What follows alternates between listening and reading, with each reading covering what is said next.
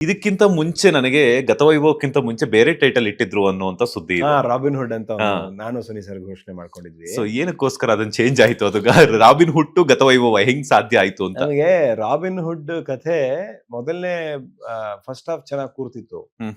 Second half ಅಂತ ನಮ್ಗೆ ತೃಪ್ತಿ ಆಗ್ತಿರ್ಲಿಲ್ಲ. ಹ್ಮ್, ಹ್ಮ್. ಹಂಗೂ ಒಂದೆರಡು ಹಂಗೂ ಕ್ರ್ಯಾಕ್ ಮಾಡಿದ್ವಿ.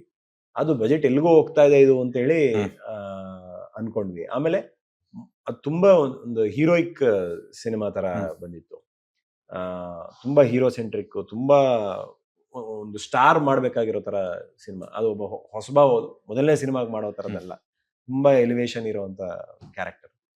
ಒಂದ್ 3-4 ಸಿನಿಮಾ ಆದ್ಮೇಲೆ ಆ ತರದ ಸಿನಿಮಾ ಪ್ರಯೋಗ ಮಾಡಿದ್ರೆ ಒಳ್ಳೇದು.